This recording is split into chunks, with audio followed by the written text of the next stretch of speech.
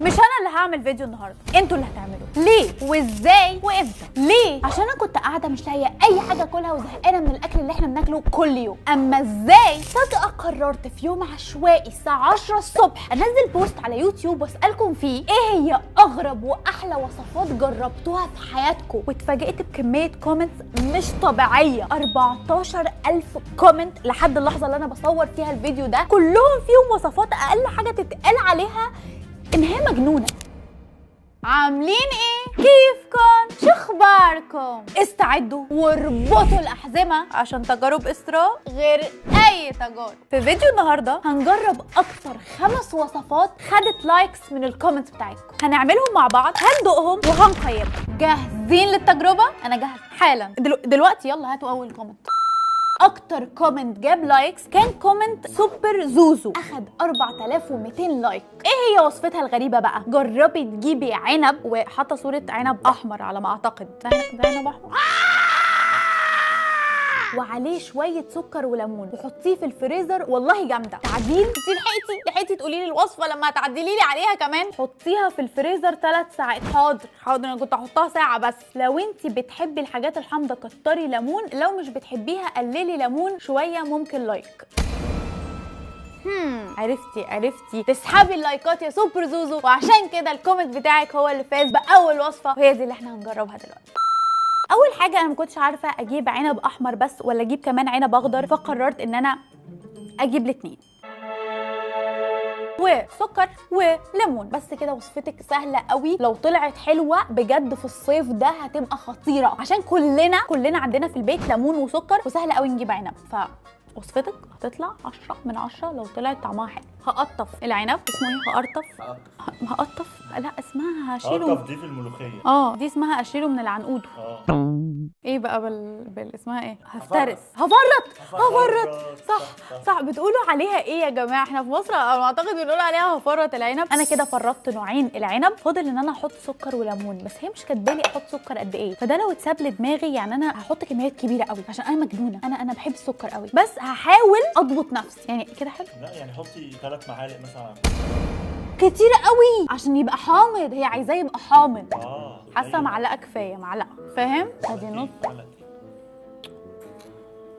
كتير بس كفايه. 1 2. حط بقى ليمون. وانت كاتبالي كومنت انا ما نسيتوش، لو بتحبي الحامض حطي ليمون كتير، لو ما بتحبوش حطي ليمون قليل. انا بعشق الحامض، بحب الحامض قوي، هموت وتبقى كلها ليمون. وهنقلب وعلى الفريزر لمده 3 ساعات بالظبط زي ما قالت سوبر زوزو. بعد 3 ساعات بالظبط في الفريزر اخيرا العنب ظهر. شكله كأنها كرات كده من الايس كريم، مش طبيعي، وهو عليه جزيئات السكر اللي اتجمدت. كنتش عارفه انه هيطلع حلو كده.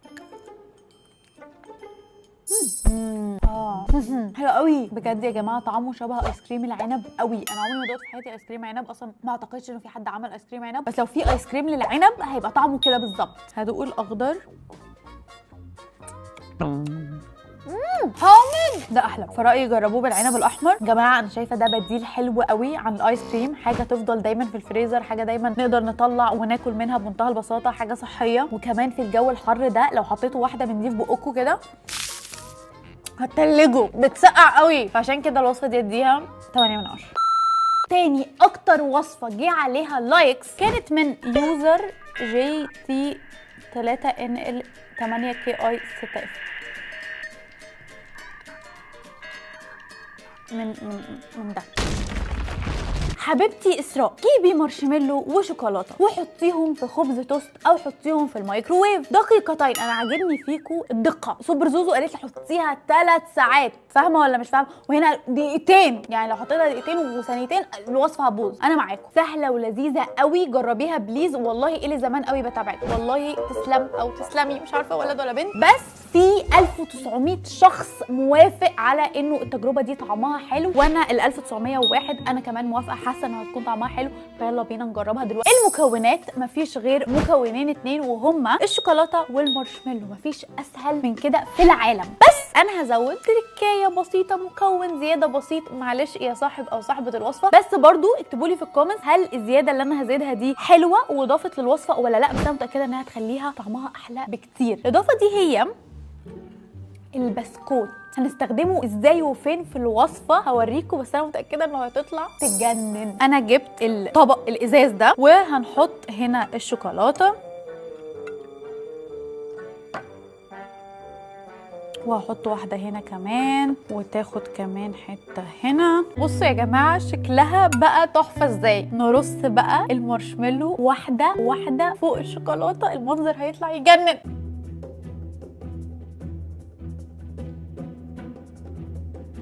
احطها في الميكروويف واجي اقول لكم هنعمل ايه بالبسكوت. ايه ده؟ ايه ده يا صاحب ولا صاحبه الوصفه؟ ايه اللي بيحصل؟ اتنفخ كده ليه يا جماعه؟ المارشميلو منفوخ قوي وخايفه يفرقع جوه الميكروويف. ليه بتعملوا كده فيا يا جماعه؟ ده شكلها بعد ما خرجت من الميكروويف، المارشميلو سايحه داخله في بعض، اتنفخت في الميكروويف بشكل مش طبيعي، خفت تفرقع في وشي. بس ممكن يكون طعمها حلو. يا صاحب او صاحبه الوصفه قبل ما تكتبوها لي هل عملتوها في البيت بجد؟ هل عملتوها في البيت بجد؟ عشان مش طبيعي اللي حصل. ولو كانت فرقعت في الميكروويف انا كنت عملت ايه؟ كانت بهدلت الدنيا كلها. بس هندوق، لو طعمها حلو هعديها لك، لو طعمها وحش هعديها لك برضو عشان انتي حبيبتي. هاخد الوحدايه دي. اوه الشوكولاته اللي تحت سايحه قوي. ايه ده ايه ده ايه ده ايه ده ايه ده ايه ده؟ واو انا مش فاهمه حاجه. شبه الجبنه الموتزاريلا بالظبط، قطعه من المارشميلو السايحه المتغرقه في شوكولاته سايحه. ايه الحلاوه دي؟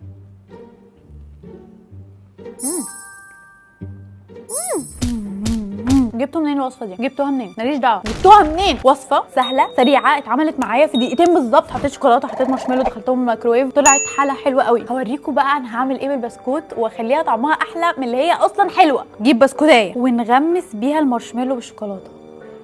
يا لهوي بصوا المنظر اللي انا شايفاه. ايه الكلام ده؟ ايه الكلام ده؟ ولو فضلت امط هتفضل يا جماعه. هاخد بقى الحته دي، مش راضيه.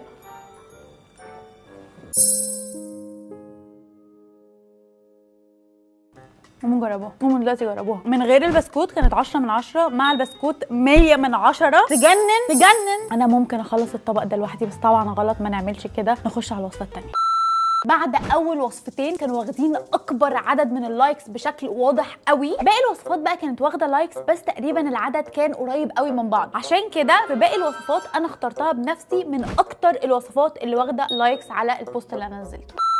وصفة مريم ابراهيم قالت لي اسراء جيبي بطيخ وسيبيه في الفريزر لحد ما يتجمد كويس، وبعد ما يتجمد ابشري البطيخ المتجمد. اوكي، وبعد كده حطي عليه ليمون وعسل نحل وبس كده هيطلع حلو قوي. واثقه يا مريم؟ واثقه مش هقول لك واثقه انه الوصفه دي هتطلع حلوه عشان ممكن تطلع حلوه، بس هل واثقه ان انا لو جمدت البطيخ هيتبشر؟ انا مش حاسه انه لو جمدت البطيخ هعرف ابشره وهيطلع مبشور كده زي الجبنه، فللاسف عشان كده مش هعرف ان انا اعمل. جمدت البطيخ، جمدت بطيخه كامله، جمدت كل البطيخ اللي انت نفسك فيه في العالم، وهجربها دلوقتي.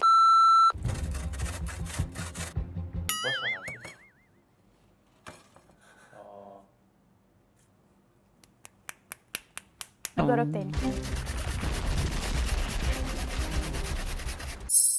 يتبشر وبسهوله، سهله قوي سهله قوي بشره بجد والله. مش حاسه ان الموضوع غريب؟ انا حاسه ان انا مجنونه، بس حاسه انه يعني لو طلع طعمها حلو يبقى انا مش مجنونه، يبقى انا مجنونه بس شبعانه.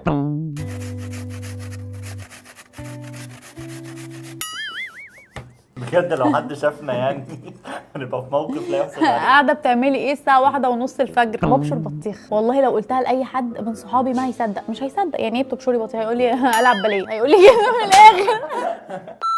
جماعه بصوا البطيخ بعد ما اتبشر اتحول لايه؟ لون بينك تحفه، كانه حاجه كده، كانه غزل بنات. في نفس الوقت هو فاكهه وحاجه صحيه، في نفس الوقت حاجه ساقعه واحنا في الصيف.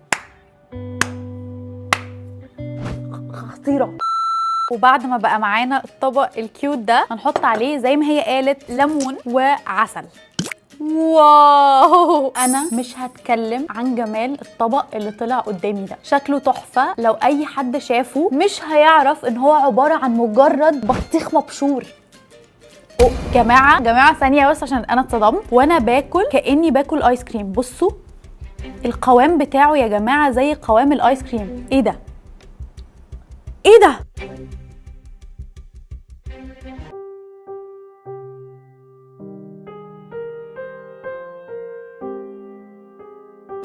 سريع قوي. ايا كان من اخترع هذه الوصفه هو شخص عبقري. طعمه قوي شبه الايس كريم. كمان الليمون مع العسل عاملين ميكس كده رهيب، اللي هو اللي بيحب الحامض هيتبسط قوي واللي بيحب المسكر هيتبسط قوي، وتداخل الطعمين مع بعض عمل كده طعم في بقي خطير، مع ان هو ساقع ساقع ساقع. فده هيبقى الحلويات الرسميه بتاعتي للصيف بالنسبه لي. 10 من 10، 100% 10 من 10. انصحكم تجربوها واكتبوا لي في الكومنتس رايكم بعد ما تجربوها.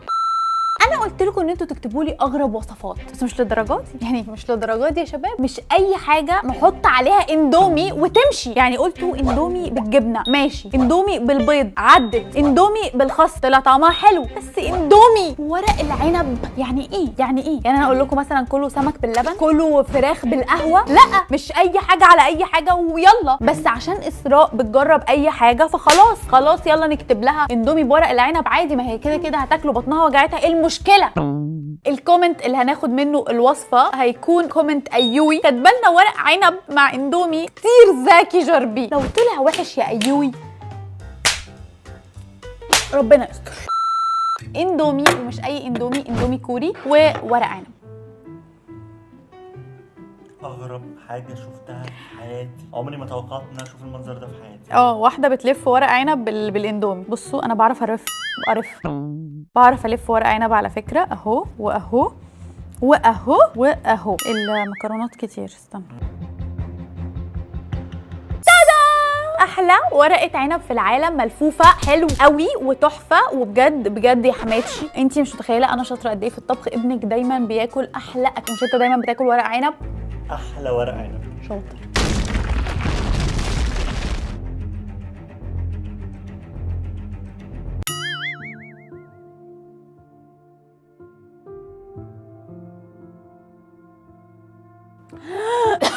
ورق العنب ناشف، يعني حاسه انا باكل ورق مع اندومي، يعني مفيش حاجه لايقه على بعض. وصفه غريبه بس طعمها مش عارفه.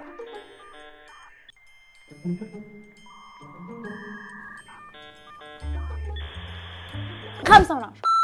الوصفة الجاية بقى بتقول ان احنا لو عملناها هنقدر نحول قشر البطيخ لجيلي كولا. جيلي، عارفين الجيلي المطاط اللي احنا بناكله واحنا صغيرين؟ هو ده قشر البطيخ اللي احنا بنرميه في الزبالة. المفروض كنا ما نرميهوش وناخده ونحوله لجيلي كولا، بس احنا اغبياء.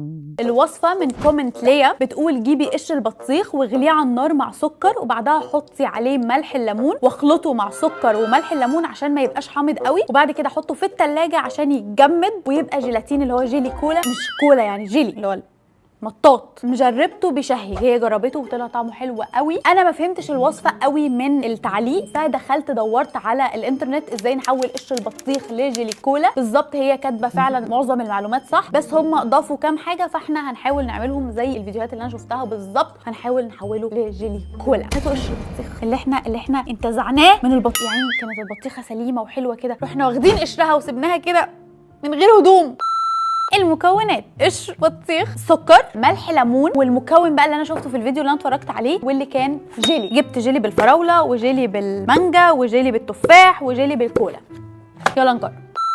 اكيد انتوا سالتوا نفسكم ازاي هناكل القشر الاخضر التخين ده السميك قوي، مستحيل نعرف نمضغه اصلا، فاحنا مش هناكله يا جماعه. احنا المفروض بنشيل الجزء الاخضر وبنطبخ بس الجزء الابيض اللي جوه. هحاول دلوقتي اقطعها لشكل الجيلي كولا. هشيل الجزء ده وده وده، واللي في النص هبتدي اقطعه شبه الجيلي. وبعد اما نعمل كده بنشيل بقى الجزء الاخضر، بيتبقى لنا حته شبه كده، المفروض دي اللي نحولها لقطعه من الجيلي. وبكده اكون عملت الاساس بتاع الجيلي كولا. يا جماعه شكلهم شبه البطاطس المحمره. اول حاجه حطيت البطيخ على النار وحطيت فوقيه الجيلي الاحمر وقعدت اقلبهم، ومش بس كده عملت كمان جيلي باللون الاصفر وقلبتهم لحد ما قشر البطيخ بقى طري جدا. جبت علبه وحطيت فيها سكر وملح ليمون، وبعدين حطيت فوقيهم قشر البطيخ وقعدت اقلبهم لحد ما النتيجه كانت غريبه جدا. جاهزين تشوفوا الجيلي كولا اللي انا عملته؟ انا عملت الجيلي كولا في البيت، هوريكم. تارارا. هل هتصدقوني لو قلت لكم انه الجيلي كولا ده مصنوع من قشر البطيخ؟ جماعه الوصفه دي يعني كانها وصفه سحريه. قشر البطيخ مجرد ما يتحط على النار مع الجيلي ويتقلب بيتحول يبقى كده طري. اللي اخترع الوصفه دي انا مش عارفه كان بيفكر في ايه وهو رايح يقلب قشر البطيخ على النار. فاضل اختبار الطعم، ان احنا نتاكد هل طعمه شبه البتاع ده ولا لا. بصوا هو الطعم قريب قوي، يعني الطعم شبهه بنسبه 80-70%، بس عارفين انتوا بتمضغوا قشر البطيخ طعمه مش نفس المضغ بتاع الجيلي، لانه الجيلاتين لما بناكله بيبقى طعمه كده طري وبيمط. لا ده مش كده، ده طعمه كاني انا باكل فاكهه مش جيلي. بصوا قشر البطيخ باين هنا مش جيلي، باين ان هو قشر بطيخ وطعمه قشر بطيخ. تجربه تستحق انها تتعمل، لان الطعم قريب قوي، يعني قريب قوي. ممكن انسان يتخدع 100%، اي حد هيتخدع انه دي مش قشر بطيخ وان دي ممكن تكون جيلي، بس المضغ مش جيلي. عشان لازم اكون صريحه معاكم في كل حاجه عشان لو عملتوها في البيت تبقوا عارفين. عشان كده هديها 6 من 10. انا ما تخيلتش ان انا اجرب 5 حاجات مريبه النهارده، عجيبه. عمري ما افكر ان انا احطهم على بعض، بس سيادتكم حطيتهم على بعض قبل كده وعجبتكم. والمفاجاه ان انا اكتشفت ان الوصفات دي حلوه، الوصفات دي طعمها خطير. ازاي؟ عشان كده عايزاكم دايما يبقى عندكم وصفات غريبه مريبه، عشان كل شويه هنعمل فيديو للوصفات الغريبه المريبه بتاعتكم. عشان بجد يعني انا وصفات النهارده حاسه ان انا بجد عجبتني انا ونور ويحيى جدا. يحيى ايه اكتر وصفه انت عجبتك؟ الشوكولاته والمارشميلو. وانت؟ البطيخ المجروش. الايه؟ المبشور. انا المارشميلو الصراحه كان حلو قوي. وبعد ما شاركنا معاكم ايه اكتر وصفه عجبتنا، دلوقتي جه دوركم ان انتوا تكتبوا لي ايه اكتر وصفه من الوصفات ال5 عجبتكم اكتر وحاسين ان انتوا ممكن تجربوها دلوقتي حالا. وبس كده، ما تنسوش تعملوا اللايك والسبسكرايب وفعلوا زر الجرس عشان اول لما انزل فيديو تبقوا اول ناس تشوفوه. وبس كده، باي.